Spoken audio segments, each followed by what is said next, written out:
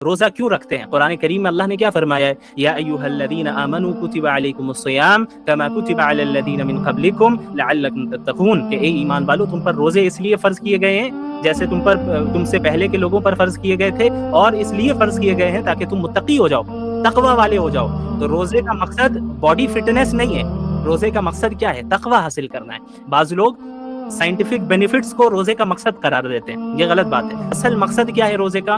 عبادات کا اصل مقصد کیا ہے؟ اللہ کو راضی کرنا اور تقوی حاصل کرنا۔ تقوی کہتے کسے ہیں؟ حضرت عمر بن خطاب رضی اللہ عنہ نے ایک مرتبہ حضرت عبداللہ بن مسعود رضی اللہ عنہ سے سوال کیا کہ بتائیں آپ کے تقوی کسے کہتے ہیں؟ تو حضرت عبداللہ بن مسعود رضی اللہ عنہ نے فرمایا کہ اے امیر المومنین، کیا آپ نے کبھی ایسے راستے سے گزرے ہیں کہ چاروں طرف یا دونوں طرف سے دھاردار جو ہے درخت یا جو ہے وہ پیڑ پودے ہوں کانٹے والے، جس میں چاروں طرف سے کانٹے لگے ہوں اور بیچ میں راستہ بالکل پتلا ہو؟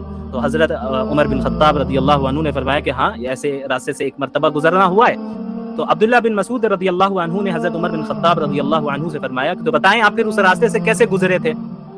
تو حضرت عمر رضی اللہ عنہ نے فرمایا کہ میں نے اپنے ہاتھ کو اور اپنے کپڑوں کو، اپنے دامن کو، اپنے آستین کو سمیٹ لیا اور بالکل سیدھے راستے سے آگے نکل گیا۔ حضرت عبداللہ بن مسعود نے فرمایا کہ بس یہی تقوی ہے کہ آپ کے معاشرے میں، آپ جہاں رہ رہے ہیں، چاروں طرف سے گناہ کے کانٹے اور فتنوں کے کانٹے موجود ہیں۔ آپ اپنی دنیا کو سمیٹ لیں، اپنے آپ کو سمیٹ لیں، ان فتنوں سے نہ اپنی آستین کو پھنسائیں، نہ اپنے دامن کو پھنسائیں، نہ اپنے ہاتھ کو، نہ اپنے جسم کے کسی حصے کو پھنسائیں، اپنے آپ کو سمیٹ کر بس صراط مستقیم پر سیدھا چلتے چلے جائیں۔ یہی تقوی ہے، یعنی اللہ کا لحاظ رکھنا، اللہ کا لحاظ رکھنا، گناہوں سے اپنے آپ کو دور رکھنا، یہ جو ہے تقوی ہے۔ اور روزے کا مقصد ہی یہ ہے۔ روزے میں کیا ہوتا ہے؟ ایک انسان حلال چیزوں سے بھی رکتا ہے اللہ کے حکم سے۔ اب آپ بتائیے، ایک گلاس پانی جو آپ پیتے ہیں، ابھی افطار کے لیے دسترخوان آپ نے بچھا دیا، فروٹس لگا دیے، پکوڑے لگا دیے اور سموسے آپ نے لگا لیے، پانی اور روح افزا اور ساری چیزیں رکھ لی آپ نے اپنے ساتھ، پانی موجود ہے، اس ایک گلاس ہے جس میں وہ پانی ہے جسے آپ کو پینا ہے، لیکن ابھی مغرب کا وقت نہیں ہوا ہے، تو ابھی آپ کے لیے وہی پانی پینا جائز نہیں ہے، حرام ہے۔ لیکن جیسے ہی مغرب کا وقت ہوگا تو وہی پانی پینا، وہی پانی جو اسی گلاس میں رکھا ہے وہی آپ کے لیے جائز ہو جائے گا، بلکہ ضروری ہو جائے گا، کیونکہ آپ کو روزہ بھی ٹائم پہ کھولنا ہے۔ تو یہ آخر کیا مسئلہ ہے؟ پانی تو وہی ہے، کوئی الگ پانی تو نہیں ہے۔ وہ پانی جو ابھی 1 منٹ پہلے جس کو پینا جائز نہیں تھا، اب 1 منٹ کے بعد اس کو پینا جائز ہو گیا، بلکہ ضروری ہو گیا۔ یہ آخر کیا مسئلہ ہے؟ ایسا کیوں ہوا؟ یہ اللہ کے حکم کی وجہ سے ہوا، کہ اصل اللہ کا حکم ہے۔ اللہ کا حکم جہاں کہے گا، اللہ نے جہاں کہہ دیا یہاں رک جاؤ، بس ہمیں رک جانا ہے۔ اللہ نے جہاں کہہ دیا بس آگے بڑھو، ہمیں آگے بڑھنا ہے۔ یہ ہے ایک متقی مومنین کی صفت، متقی کی صفت اور مومن کی صفت، کہ اللہ کے حکم کے سامنے اپنی چیز کو سرنڈر کر دینا ہے، اپنی چیز کو، اپنی خواہشات کو پیچھے ڈال دینا ہے۔ تو رمضان میں تربیتی کورس ہے یہ ٹریننگ ہوتی ہے پورے سال کے لیے۔ کیا ٹریننگ ہوتی ہے؟ کہ جس طریقے سے رمضان کے مہینے میں آپ اللہ کے حکم سے حلال چیزوں سے رک رہے ہیں ٹیمپریری طور پہ، صبح صادق سے لے کر غروب وقت تک آپ کھانے پینے سے اور سیکشول ریلیشن سے آپ اپنے آپ کو دور رکھ رہے ہیں، رکھنا ہے، ضروری ہے، فرض ہے، ورنہ آپ گنہگار ہوں گے۔ اللہ کے حکم سے جو ہے آپ نے حلال چیزوں کو وقتی طور پہ آپ اپنے آپ کو آپ نے دور کر لیا، تو یاد رکھیے پورے سال رمضان کے علاوہ باقی 11 مہینوں میں بھی وہ چیزیں جو اللہ نے آپ پر پرماننٹلی حرام کی ہیں، اللہ کے حکم کے پیش نظر اس سے بھی دور رہنا ہے۔ یہ ہے ٹریننگ، رمضان کا اصل مقصد یہ ہے۔ لیکن ہمارے یہاں رمضان کو بس ایک کھیل کود اور ایک جو ہے بس کھانے پینے کا مہینہ بنا دیا گیا ہے۔ ہمارے یہاں بس جو ہے خواہ مخواہ کے نعروں اور جو ہے خواہ مخواہ کے پروگرامز اور افطار پارٹی اور سحری پارٹی، ہم بس اسی میں رہتے ہیں۔ یہ جو ہے یہ جو ہمارے ذہن میں وسوسے آتے ہیں، یہ شیطانی وسوسے جو رمضان سے پہلے اور زیادہ آتے ہیں، کیونکہ شیطان کو پتہ ہے کہ ابھی رمضان آئے گا، مجھے قید کر لیا جائے گا۔ اللہ کے نبی صلی اللہ علیہ وسلم نے فرمایا کہ وَصُفِّدَتِ الشَّيَاطِينَ، کہ شیاطین کو رمضان کے مہینے میں قید کر دیا جاتا ہے، جو سرکش شیاطین ہوتے ہیں، جن کا کام ہوتا ہے لوگوں کو ایمان سے اور اسلام سے دور کرنا، انہیں قید کر دیا جاتا ہے۔ تو شیطان بھی رمضان سے پہلے بندوں کی، اپنے چیلوں کی اور اپنے ایجنٹس کی ٹریننگ کر کے جاتا ہے۔ میں تو جا رہا ہوں، تمہیں اپنا باقی کام کرنا ہے 1 مہینے کے لیے، تمہارے حوالے۔ تو ہمیں یہ دیکھنا ہے کہ ہم شیطان کے ایجنٹ بنیں گے یا اللہ رب العالمین کے بندے بنیں گے، اب شیاطین کے بندے ہیں یا اللہ کے بندے۔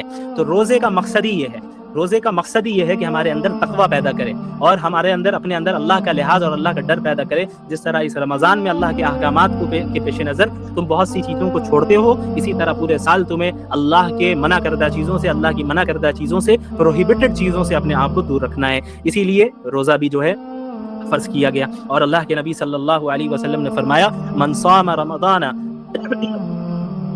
ایمانا واحتسابا غفر له ما تقدم من ذنبه کہ جو شخص ایمان کے ساتھ اور اللہ سے اجر کی امید رکھتے ہوئے رمضان کے روزے رکھے گا، اس کے پچھلے تمام گناہوں کو اللہ رب العالمین معاف کر دے گا۔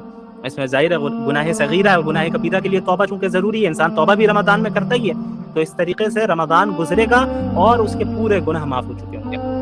تو یہ کتنی بڑی فضیلت ہے۔ اسی طرح رمضان میں رات کی نمازیں ہوتی ہیں جسے ہمارے معاشرے میں تراویح کہتے ہیں، اس کا اہتمام بہت ضروری ہے۔ اللہ کے نبی صلی اللہ علیہ وسلم کی یہ سنت ہے، سنت مؤکدہ ہے، اور سنت مؤکدہ کو بلا وجہ چھوڑ دینا یہ اچھی بات نہیں ہے، یہ درست نہیں ہے، اللہ کی پکڑ ہو سکتی ہے۔ اور یاد رکھیے جس طریقے سے مردوں کے لیے سنت مؤکدہ ہے، اسی طریقے سے عورتوں کے لیے بھی سنت مؤکدہ ہے۔ ہمارے معاشرے میں کیا ہوتا ہے، عموماً عورتیں پڑھتی نہیں ہیں اس نماز کو کہ بھائی ہمارا تو انتظام نہیں ہے، کہیں انتظام ہو نہ ہو آپ کو گھر میں پڑھنا ہے، آپ گھر میں پڑھیں، اکیلے پڑھنا ہو اکیلے پڑھیں، آپ کو صرف آخر کی 2 صورتیں یاد ہوں اسی کو دوہرا کے پڑھیں، لیکن رات کی نمازوں کی جو ہے بڑی اہمیت ہے رمضان میں۔ اللہ کے رسول صلی اللہ علیہ وسلم نے فرمایا من قام رمضان ایمانا واحتسابا غفر له ما تقدم من ذنبه کہ جو شخص رمضان میں قیام کرے گا، نمازیں پڑھے گا رات میں، اللہ کے سامنے کھڑا ہوگا، یا دوسرے الفاظ میں کہہ لیں جسے ہم تراویح کہتے ہیں، تراویح پڑھے گا اور ایمان کے ساتھ پڑھے گا اور اجر کی امید رکھتے ہوئے پڑھے گا، تو اللہ رب العالمین اس کے تمام گناہوں کو معاف کر دے گا۔ روزے کی بھی یہ فضیلت اور قیام اللیل کی بھی یہ فضیلت، کتنی بڑی فضیلت۔ لیکن بڑے افسوس کی بات ہے ہمارے معاشرے میں چند افراد ایسے ہیں جو امت کو اللہ سے نہیں جوڑتے ہیں، امت کو وہ توڑنا چاہتے ہیں۔ اسی لیے آپ دیکھتے ہیں کہ جیسے رمضان کا مہینہ آیا فوراً لڑائیاں شروع ہو گئی، تراویح 8 رکعت یا 20 رکعت، 20 رکعت بدعتی، 8 رکعت بدعتی۔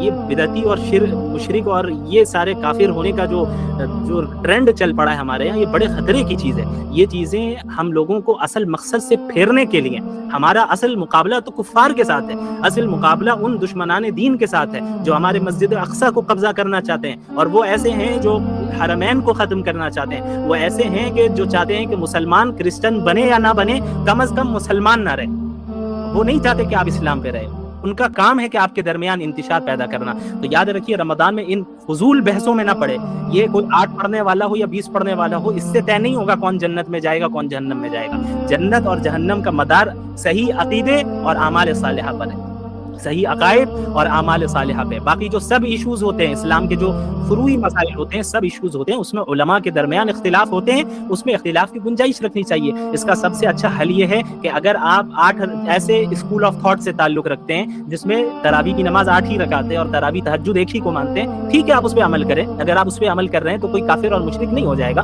یہ آپ کے طریقہ استدلال ہے، آپ کے پاس اپنی کوئی دلیل ہوگی، لیکن جو 20 پڑھ رہے ہیں ان کو آپ پریشان کرنے لگ جائیں تو یہ طریقہ غلط ہے۔ اسی طرح اگر آپ کوئی ایسے اسکول آف تھاٹ سے تعلق رکھتے ہیں جس کے نزدیک 20 رکعت پڑھنا تراویح یہ مشروع ہے، یہ مسنون طریقہ ہے، اور پھر تہجد کی نماز الگ ہے، تو ٹھیک ہے آپ اس پہ عمل کریں، آپ کے پاس یقیناً آپ کی اپنی دلیل ہے اور کتاب و سنت سے اور سلف صالحین سے ہی آپ کی دلیل ہے، آپ اس پہ عمل کریں۔ لیکن جو 8 کا قائل ہے اب انہیں مشرک اور بدعتی قرار دینے لگ جائیں تو پھر یہ طریقہ بھی صحیح نہیں ہے، کیونکہ یہ مسئلہ بھی کیا ہے، ایک فرعی مسئلہ ہے، میجر ایشو نہیں ہے اسلام کا، یہ مائنر ایشو ہے، سب ایشو ہے، فروعی مسائل جسے ہم کہتے ہیں۔ تو فروعی مسائل میں اور سب ایشوز میں جہاں اختلاف اور ڈیفرنٹ اوپینینز کی گنجائش ہے وہاں رہنے دیں۔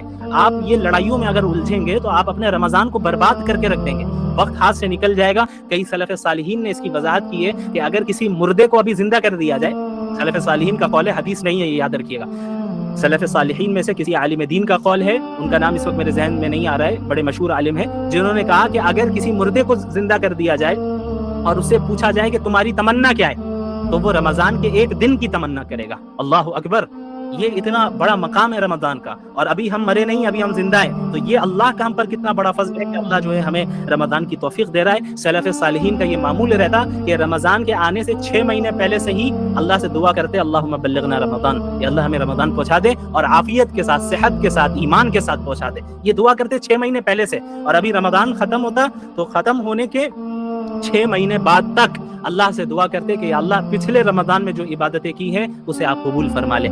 یہ طریقہ ہمارے سلف صالحین کا رہا، ہمارے علماء کا رہا، اکابر علماء امت کا رہا، یہ طریقہ صحابہ کرام کا رہا، یہ طریقہ اللہ کے رسول صلی اللہ علیہ وسلم کا رہا۔ تو یہ حضرات رمضان کا استقبال اس طریقے سے کیا کرتے تھے، تو ہمیں بھی اسی طریقے سے رمضان کا استقبال کرنا ہے۔ تو